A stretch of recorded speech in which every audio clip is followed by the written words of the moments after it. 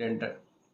आप सबने सुना होगा दिल्ली में जो रिसेंटली हुआ है कोचिंग सेंटर में, और जिसके वजह से इन बच्चों की डेथ हो गई है, 3 स्टूडेंट की डेथ हो गई है। अब ये मैं सुन रहा हूँ कई कुछ कुछ दिनों से न्यूज़ चैनल हर जगह दिखा रहे कारण क्या है, किसकी गलती है, कौन रिस्पॉन्सिबल है। ये सारे बातें मैं सुन रहा हूँ, और न्यूज़ चैनल तो पहुँच चुके हैं कि बच्चे जो स्टूडेंट हैं कैसे रहते हैं पीजी में, उनकी हालात बुरी है। एक कमरे में 6-6 8-8 लड़के रहते हैं, खाने का व्यवस्था नहीं है, रहने का व्यवस्था नहीं, काफ़ी बातें हो गई। अब मैं आपको बताना चाहता हूँ कि ये हमारे देश में जब भी कोई घटना घटती है, सबके आँख, नाक, मुँह सब खुल जाते हैं। चाहे वो सरकार हो, चाहे मीडिया हो, चाहे कोई भी बंदा, हर बंदा वो जग जाता है। पॉलिसी बनने लगती हैं, गवर्नमेंट पॉलिसी बना लेती है, और एजेंसियां अपने अपने पॉलिसी और उसको करना चाहती है, कुछ एक्शन भी ले लेते हैं। अभी कई कोचिंग बंद हो गए, उन पे सील लग गई है, क्योंकि वो अपने उन्होंने मेंटेन नहीं किया। बट मेरा यहाँ पे ये पॉइंट है कि जितनी भी एक्शन लिए जा रहे हैं, ये हमारे देश में सब घटनाएं घटने के बाद क्यों होती है? किसी भी घटना घटेगी उसके बाद ही होगा ये सारा कुछ, और वो भी टाइम बिंग के लिए होगा। 1 महीने 2 महीने बहुत एक्शन में दिखेगा चीज़ें, उसके बाद सब सन्नाटा। न्यूज़ वालों को क्या चाहिए? न्यूज़। आज ये घटना घटा तो चलेगा, कोचिंग में ये लापरवाही हो ये आज से नहीं है। दिल्ली में जो रहते हैं, यहाँ पे 90% जो कोचिंग और ट्यूशन जो भी चल रहे हैं संस्थाएं, चाहे घर भी बने हुए हैं, 25-30 गज के घरों में लोग कैसे रहते हैं आप देख सकते हो वहाँ पे। और जो स्टूडेंट रहते हैं, चाहे आप वो मुखर्जी नगर देख लो, चाहे नेहरू विहार देख लो, चाहे कहीं भी देख लो, ओल्ड राजेंद्र नगर एरिया जहाँ पे ये घटना घटी है। तो कहने का मतलब ये है कि ये शुरू से था, 20-25-30 सालों से ज़्यादा से समय से था। उस समय कोई न्यूज़ चैनल वाले कभी नहीं दिखाने गए कि स्टूडेंट कैसे यूपीएससी के जो तैयारी करने वाले, चाहे अन्य एग्जामों के तैयारी करने बच्चे कैसे रहे, कोचिंग के हालात क्या है, सिक्योरिटी क्या है, क्या फैसिलिटी दे रखा है, क्या फीस है, कोई बातें नहीं होती थी। अब ये 3 स्टूडेंट की डेथ हो गई है, तो सब अपने अपने मुद्दे ला रहे हैं, सब लोग डाल रहे हैं, और सब अपना इनकैश कराना चाहते हैं।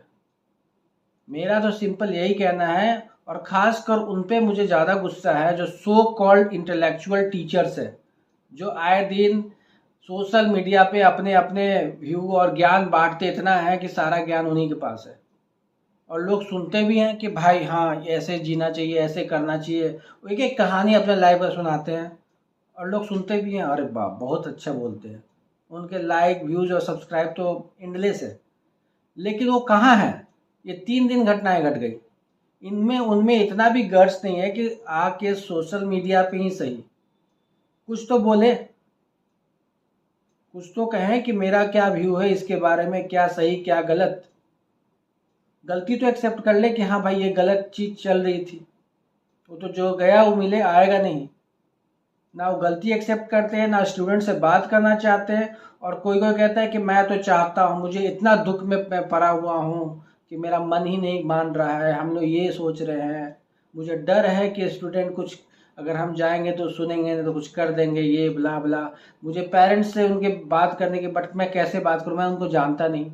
अरे भाई साहब, इस आप अगर इतने लोगों से कनेक्टेड है, लाखों लोगों से, करोड़ों लोगों से, आपको पेरेंट बच्चों के मतलब स्टूडेंट के पेरेंट्स से कनेक्ट करना इतना बड़ा चैलेंज है?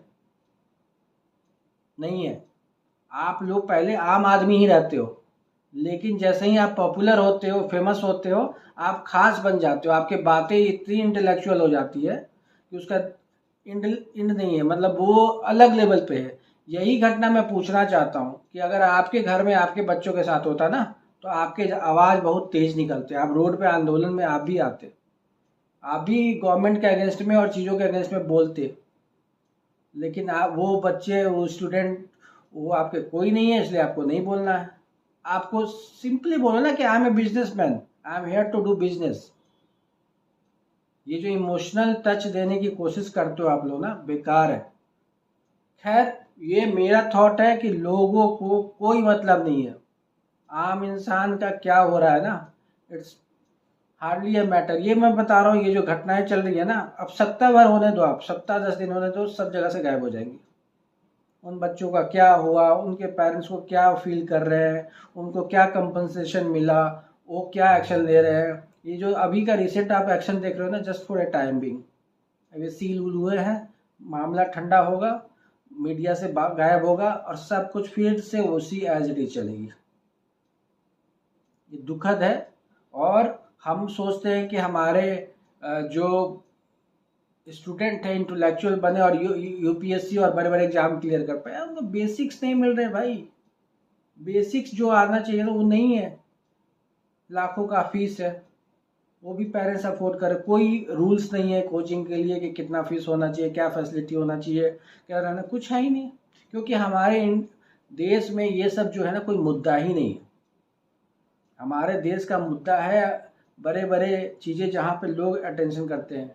किसका ब्रेकअप हो गया, किसकी शादी हो गई, किसका लार्ज स्केल में शादी हुई है, किसने किसको मार दिया, किसने किसको क्या कर दिया, वो जो इवेंट है न्यूज वालों के लिए वही चलते रहता है। आप कुछ इवेंट करना है ना तो कुछ ऐसा करो ना कि वो आपका न्यूज बन जाएगा। अगर आप न्यूज इजराइल का दिखा रहे लोग, यहाँ का दिखाते वहाँ का दिखाते, बेसिक की तो बात ही नहीं है कि बेसिक। अभी ये घटना घटी, हर जगह ये घटना है, कोचिंग में है, हाउसिंग सोसाइटी में, सिक्योरिटी नहीं, बहुत सारी चीजें। इससे पहले ही एक घटना घटी थी, जब एक वीक पहले 10 दिन पहले, इस घटना से पहले एक लड़के को पटेल नगर में करंट लग गई थी, उसकी डेथ हो गई। वो न्यूज गायब हो गया। उस दिन 1-2 दिन दिखाया उन्होंने, खत्म। क्योंकि उस न्यूज पे व्यू नहीं है, लोग देखना नहीं चाहते, सुनना नहीं चाहते। न्यूज वालों का तो वही चलाना जो लोग देखे सुने। खैर, आप क्या सोचते हो इस बारे में? ये जो सो कॉल्ड इंटेलेक्चुअल लोग हैं ना, मुझे लगता है कि हमें अपनी बुद्धि लगानी चाहिए कि ये जो आके आपको ज्ञान देते हैं सोशल मीडिया पे और घंटों आप सुनते हो और सोचते हो कि wow what a man, what a thought, we have to follow him. है ना, सोचो कि अपनी बुद्धि लगाओ कि वो ना, वो उनकी हर बातें सुनते हो, वो रियल में क्या है।